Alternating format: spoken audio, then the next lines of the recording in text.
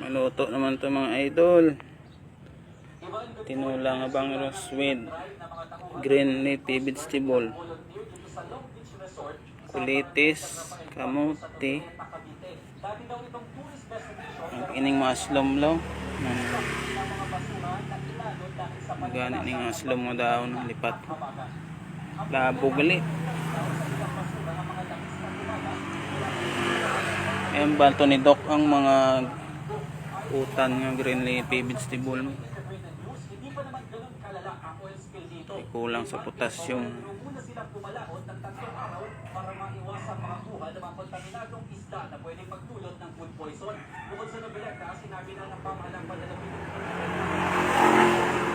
ng lungsod ng Bacoor, Kawit, Rosario, Tanzan, Nakik, Paragondon at Ternate. Sa ngayon, kasalukuyan nakataas ang state of calamity sa mga nasabing lugar. Agap pa nga ngumpra para agap pa kubwa. Yay ko. Manamaning mino, tinula nga bangus. Kasi kanina mamitas po siya tayo, mga bata, pumapasok. Bayari tayo sa mga kulihan. Kaldo. Sana naman hindi kang mga bayugan. Mga lambat namin ang sampay.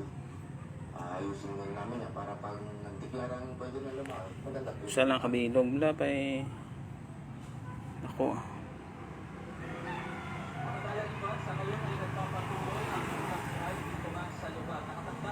May gramel. Musta da bad ang duty tada. Ramil sa libin. Tingka ka duty bad. Apektado na rin ang oil spill sa Bataan at kabuhayan ng ilang Eh, ito sa Metro Manila. shout out kay buddy ko da Ramil Espino Silibin. Pod ko ka duty sikyo sa una. May din ka duty sa bong. Maluto tago pa para aga pa ko ka biyahe kay gakaadlawan ko permi. Pakalduhan ko yung mga malam.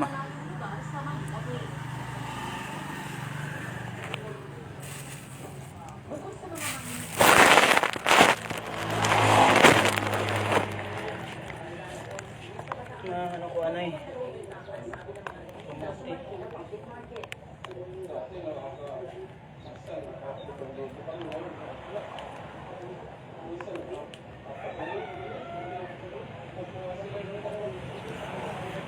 Kamuti legs.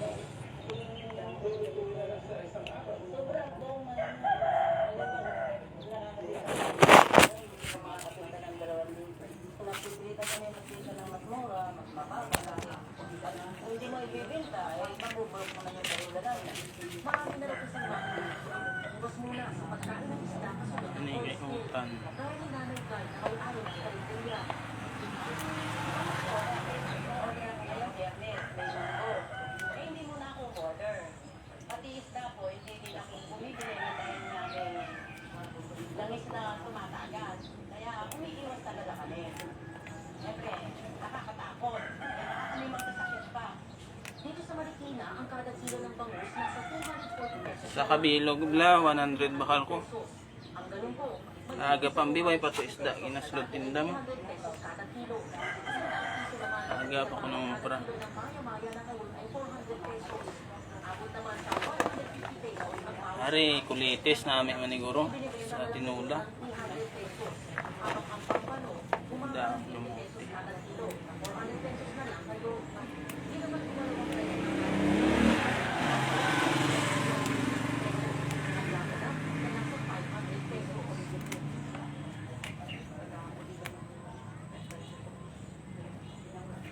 Isang hiling ng mga nagtitinda na sana raw ay makapaglabas ng advisory tungkol sa mga lugar na apektado ng oil spill. Na sa gayon, ay magkaroon ng gabay ang Bakal ako kamuti kay amo ni tanong ko na to karon sa likod. Tanong ko ni karon ang iya nga sanga.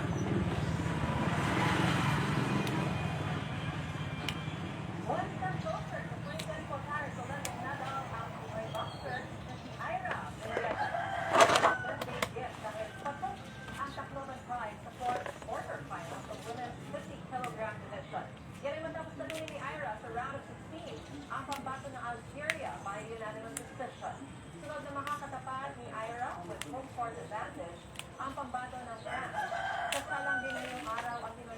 Hindi man nagluto. Ako nang gin. Pati na sinay rower Giovanni Delgaco sa classification finals D ng bullet single pop. Nami pag ini ang labog. Ning iaslom ko. May kamatis magani may. May sinigang mix man.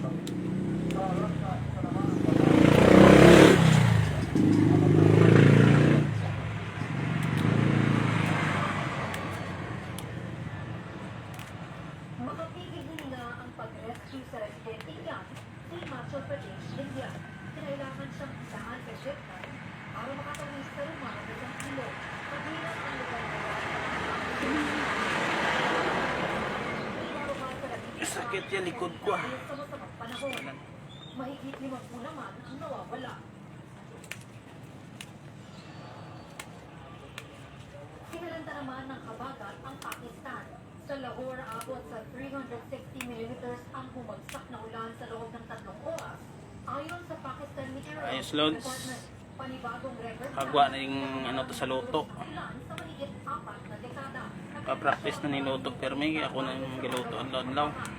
May ilang sinulong ng bahan, pero tutiri at kinailangan. Ang ilan Kung wala yung balaan ko pero may ano to tinula. siya bumigay ang dalawang bahagi ng apartment building na yan. Tapos pagsabog.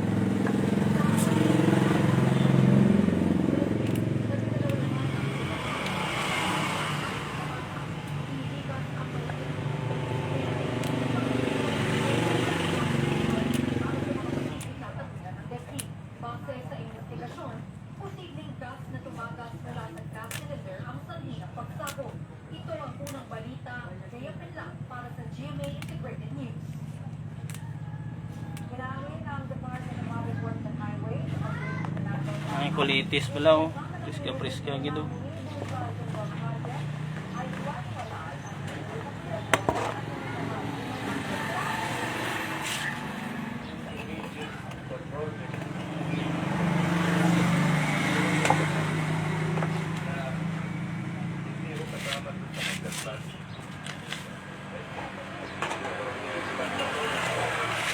Kirahon Kuya Bang Ros.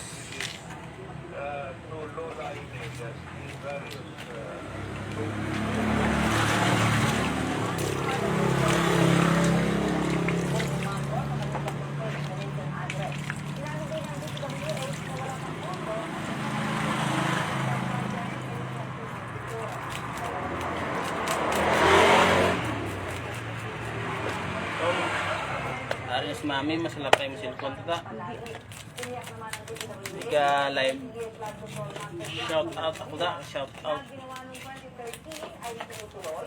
Pinalakay din sa pagdinig ang epekto ng reclamation pangalilagay sa pagbaha. Malapit Isa lang ni kabilog pa. Ito ako hasta na ni magabi na mga sudal. will slow down the flow of water and will change the circulation and retention of pollutants and organic materials. Priska pabla. These does not include, yes, what will be coming from the inland. I foresee flooding caused by reclamation projects. So isama na rin po natin sa master plan yung mga nire-reclaim ngayon dito sa Manila Bay. Nay sulode. Kita magwa bla.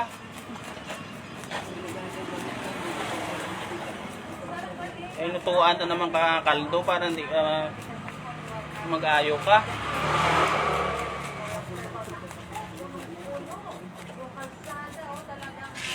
Yung TV to ay may galantaw. Mga sasakyan, yung mga four wheels, saka yung mga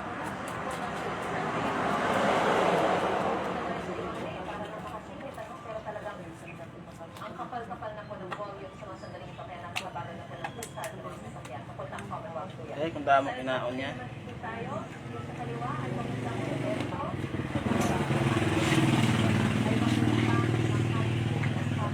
Nay, TV to gagwa way tao to. Oh.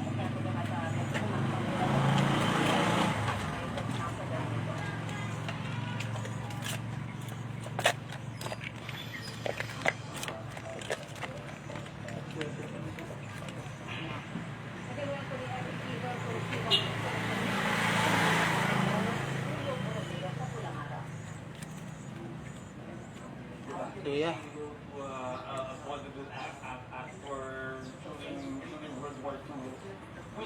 Taon mo din ang duya ni. Binli ko dapat sa iraw, kadigamo pa ko dimig. Si Goki na dati rin vaudeville dancer. Pero paalala ni Eddie, huwag siya ikumpara sa king of comedy. Ibang level daw ang talento ng kanyang ama. Karoon pa ko mabiyahe, maluto pa ko.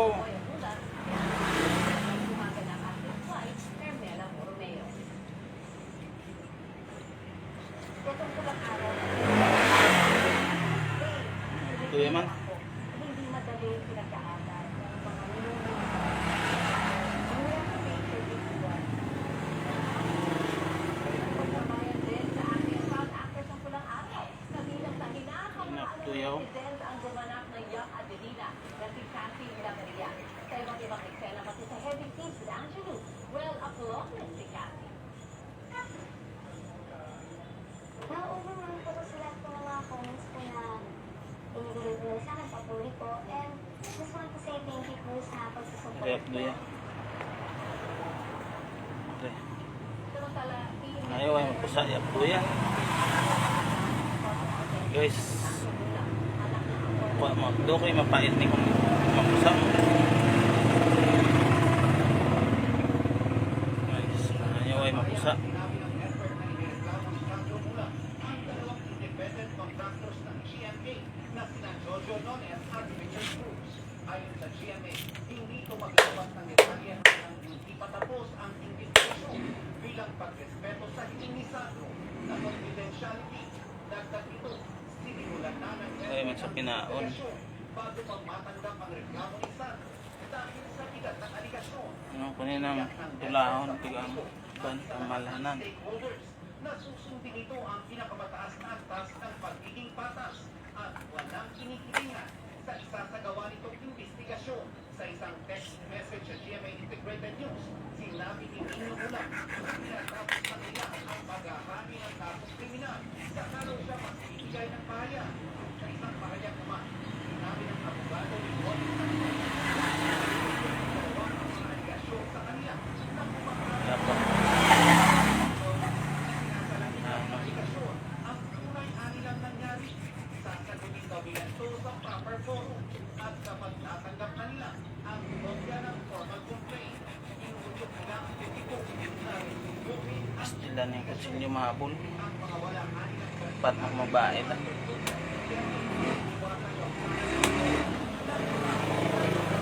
manhirang puti at nagsasailalim sa mga sangkot sa publicity trial. Pat mang siyam kang gurot. Unang balita, Kalapot. Nelson Galan, para sa GMA Integrated News. Public service announcement po, nawawala ang 68 taong gulang na si Ray Maglapit. Dahil sa gamit na nakabuo ng pagsusunod.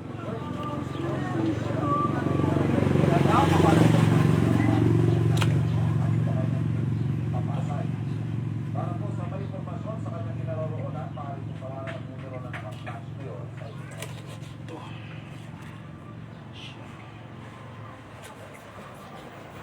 Eto na guys, ang lalo magpapaganda ng morning nating lahat. Notable actress, remarkable artist, global fashion icon. She's none other than Heart Evangelista, lalo-lalo ng Kabuto. Siyempre, hindi natin pinalagpas na makasikan si Heart sa recent contract renewal. Sa pagkalis natin. Heart, how to be successful like you? What was it? We got it. Para maging successful.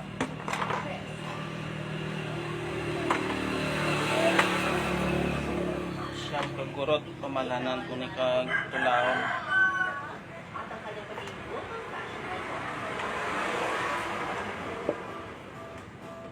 Son of many things kung bakit minahal at maraming sumusubaybay kay Heart Evangelista. And what a treat para sa kapusitan. Bawal sa ila tuloy, Choy. Pangros bakal ko. Ngamit tayo tuloy kay barato lang mo. Galing kay bawal na kay tatay. Sa arthritis ya.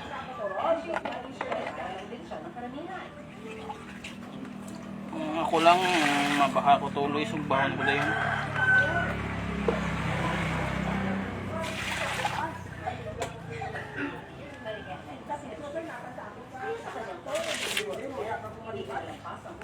Kung in ba siya sa mga students yan na?